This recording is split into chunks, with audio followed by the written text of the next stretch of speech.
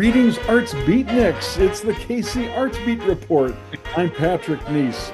If you love great choral music, and I know so many people in Kansas City do, because if you didn't, we wouldn't have so many great choral ensembles locally. But if you do like great choral music, you'll want to stay tuned for the show because of big concerts coming up on Sunday, October the 19th at 7:30 p.m. at Arupe Auditorium in Arupe Hall on Rockhurst College's campus, featuring some great variety of music, English Renaissance, Baroque music, including a work by Telemann, and the centerpiece of the program, a little-known mass by Mozart. We're going to be talking about that in just a second. But first of all, I'd like to ask you to please subscribe to our YouTube channel and follow us on Facebook. Subscribe to the KC Arts Beat Substack and just follow us wherever you can. And if you know somebody who loves choral music, share this video with that person because I'm sure he or she will be very interested in it. But right now it's time to say hello to Dr. Timothy McDonald, Professor of Music at Rockhurst University and Artistic Director of Musica Sacra of Kansas City. Hello, Tim. Hello, Patrick, and I follow you and Arts Beat since the beginning, and I've never been called a beatnik before. I love that. Yeah, Arts Beatnik, I love Arts it. Beatnik, yes. You know, now not only are you the artistic director of Musica Sacra, but you're the founder of it too. How long has it been around? You guys have been around now for a while. This is our 35th season, and we've been since the beginning doing large-scale sacred choral masterworks Of all eras. of all eras. And, we've done contemporary works, we've done regional premieres. I love doing music from the Baroque era and classical era, and particularly we've kind of specialized in the music of Mozart. Yes, you do that so well. Heard you do one of his lesser known masses last year. It just was wonderful. Before we get into the nuts and bolts of what you're doing, why don't you give us an overview of what's on the program? I'll be happy to, Patrick. We actually open with an a cappella motet by Thomas Morley, the Agnus Dei, and there's kind of a funny story behind that. It was actually written and served as an example in a treatise that he wrote in 1597. But then we follow that with a work by Nicola Porpora, and it's a Kyrie, a four-movement Kyrie. Then we follow with a brief psalm by Georg Philipp Telemann, Mozart Church Sonata, and then a Mozart Mass, the Sparrow Mass. The Sparrow, that's such an intriguing title. We're going to get to all of that here in just a second. But as you say, you start with Thomas Morley. You know, I think people know a lot about Tallis and Bird. Maybe a little less so about Morley. What can you tell us about Morley? He didn't write a lot of sacred music, and as I said, this one particular piece is kind of a curiosity. It's a lovely piece. It's often done and very accessible both for singers and for listeners. But it is an Agnus Dei, and it was an example that he used in his 1597 treatise called A Plain and Easy Introduction to Music. And one of the things that is kind of odd about it is the final text of the Agnus Dei, which is a movement from the ordinary of the Mass, is Miserere Nobis, have mercy on us. And he puts the text in Miserere Nostri. Nostri means ours. So it's kind of an oddity. Huh, interesting. You find these odd works. How did you come upon this Morley piece?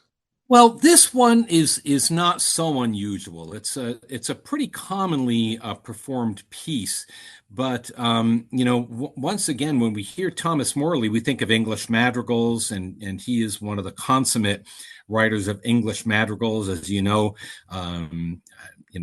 There was a Morley piece in Shakespeare plays. They knew each other's work. But yeah, this is just a piece I've known about for years. We've done, I think, once before, maybe 10 or 15 years ago. Well, one composer I'm certain is not well known to most people is Porpora. That's right. He's an almost exact contemporary of Handel and Bach. He was born in 1686, the year after Handel and Bach in 1685, both of them. He lived a bit longer. He lived into the 1760s, and people that have studied music history may have heard of Porpora, but kind of as maybe the bad guy. Porpora was a composer, mostly wrote works for opera. He wrote cantatas, he wrote some oratorios, some choral works. When he wrote choral works, they were mostly for women's voices or boys' voices, more likely at the time. But a lot of times when we talk about Handel and Handel's history, we know Handel had an opera company. He was the leader of an opera company and wrote operas for that. And Handel's company failed when another company came into town. Well, that was the Opera of the Nobility, and that was led by Nicola Porpora. Who, so he's kind of the bad guy.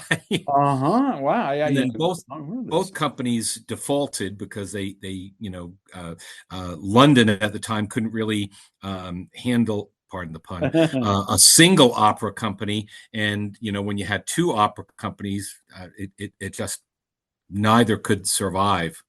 Is there anything about Porpora's music that is distinctive from other Baroque composers' music? Well, boy, that's a good question because most of what he has written is operatic, and I've never performed any of his operatic music. I've heard a couple of operas, and they are kind of reminiscent of Hasse, Johann Adolf Hasse. And partly because Porpora was a teacher of Hasse. Porpora was a teacher of Haydn, also Franz Joseph Haydn. Hmm. So he's mostly known for that. And The Beethoven work that too, right? What's that? Wasn't Beethoven a student of Hasse? Or maybe I'm wrong about that. Oh, he might have been a student of Hasse, but I'm talking about Porpora. Hasse was a student of Porpora. Right. So, but I was saying that Beethoven, like you were saying about Haydn, was basically was Haydn taught directly by Porpora?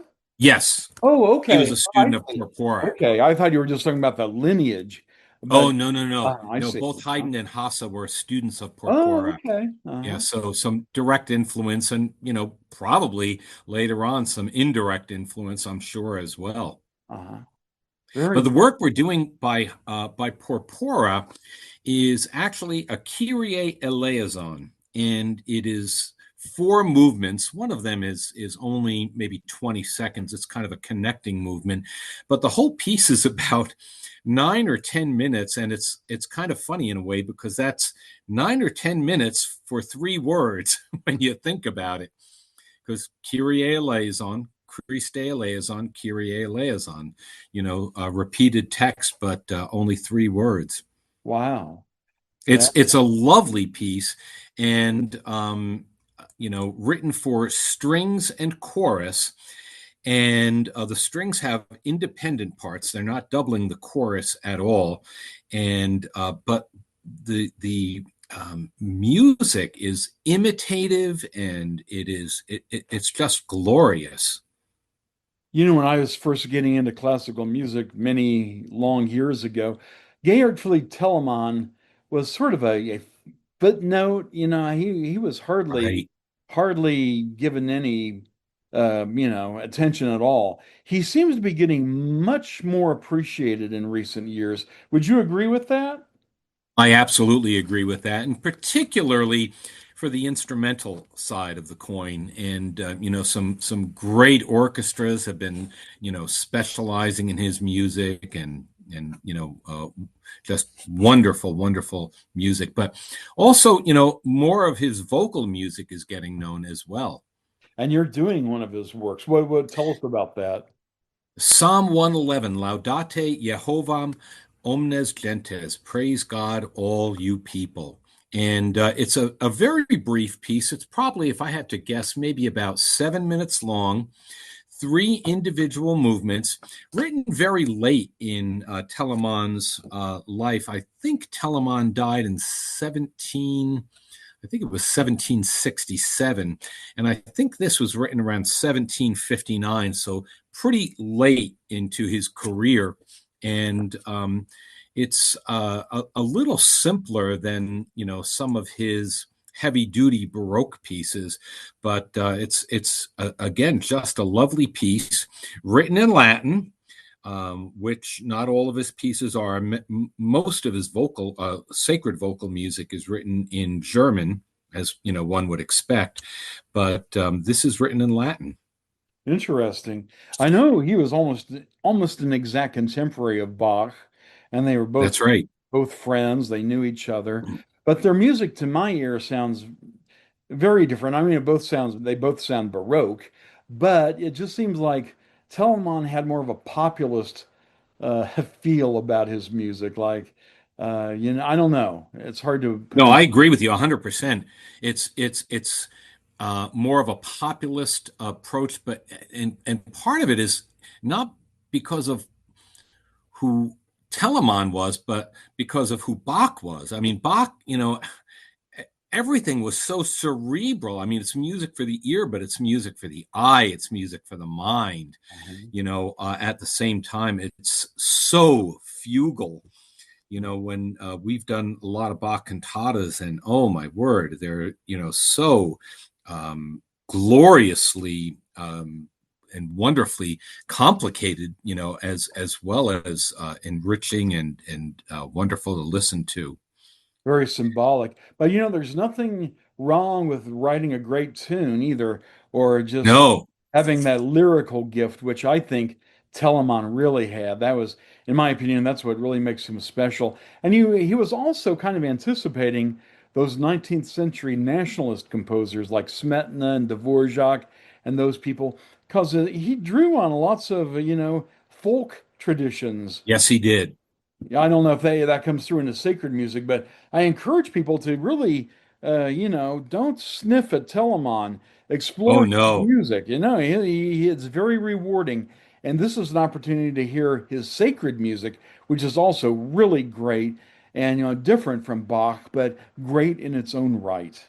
I've got a story for you about Telemann. You may already know this, but when Bach applied for what would be his final position in 1723 at the Thomaskirche, St. Thomas's Lutheran Church in Leipzig, he was not the first choice. The first choice for the job was Georg Philipp Telemann. And Telemann applied for the job, but he kind of used it to try to nudge his employers to give him a larger salary, which they did agree to do. And then Telemann turned him down. Bach, by the way, was also not the second choice. Oh no. It's hard to believe, isn't it? It's really hard to believe, but those kinds of foolish decisions are still being made even today. But Yes, they are. now the centerpiece of your concert, it really has a kind of a charming name, the Sparrow Mass by Mozart. How did it get that name? Well, Mozart himself didn't come up with the name. It was actually a German publisher in the 19th century that called it the Sparrow Mass. And the reason they did it, there's this little violin figure that happens in the Sanctus and at the end of the Benedictus, where they have a little ornament and the first and second violins, play it together, and it sounds like a sparrow. I mean, it does Oh, sound like a bird sound, and wow. so that's where the title came from. And if you're looking for it, you can't miss it. If you're not looking for it, you might not think of it, but I see. Anything else you want to say about the Sparrow Mass? oh, it's just a one of the most charming of I think of Mozart's masses. We've done almost all of Mozart's masses over the years, and this is really one of my favorites. And it comes at a point, we've done some of the early masses, some other very early sacred music that's kind of juvenilia.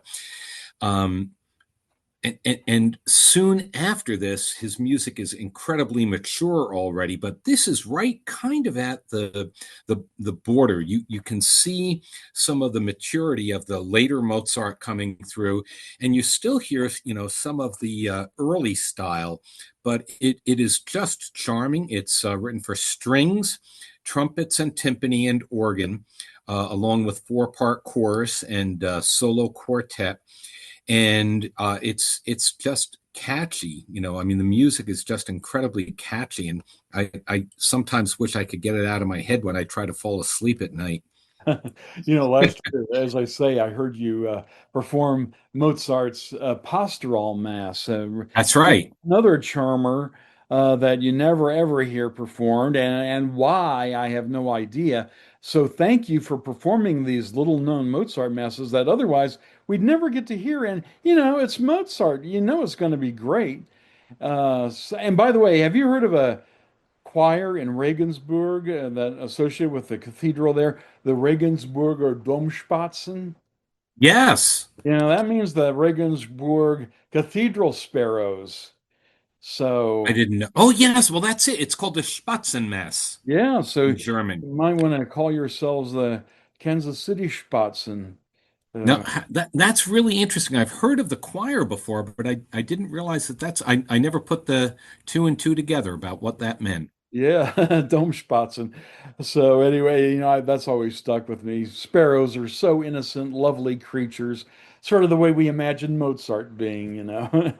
Absolutely. And how many composers have, you know, um, utilized bird sounds and bird songs? Absolutely, I know. Mozart was very adept at that, like in the Magic Flute, of course. That's right. So he had a feel for that bird song almost as much as Messiaen. That's right. I That's guess I'm absolutely that's the first composer that came to my mind. This is going to be a terrific concert, as you can hear. The music of Thomas Morley, Nicholas Porpora, Telemann, and Mozart. October 19th, 7:30 p.m. at Arupe Auditorium in Arupe Hall on University campus. Is there a ticket charge?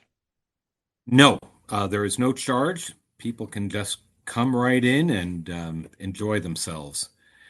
And And I will tell them also, I start at 6:45 with live program notes also. So please feel free to come for that. I talk a little bit about the background of each of the pieces, the background of the composers, and also give a little bit of information. How do you listen to music like this? What do you listen for? I'll point out what to listen for the Sparrow song. and people can ask you questions too, right? Absolutely. I love questions. So that's at 6:45, did you say?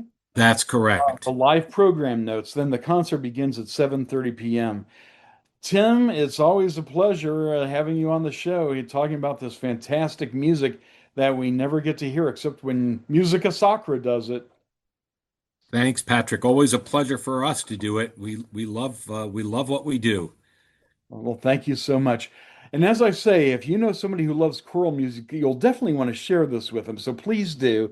And please like this video if you enjoyed it. And subscribe to our YouTube channel. Subscribe to us on Substack. Follow us on Facebook. Until next time, this is the KC Arts Meet Report. I'm Patrick Reese.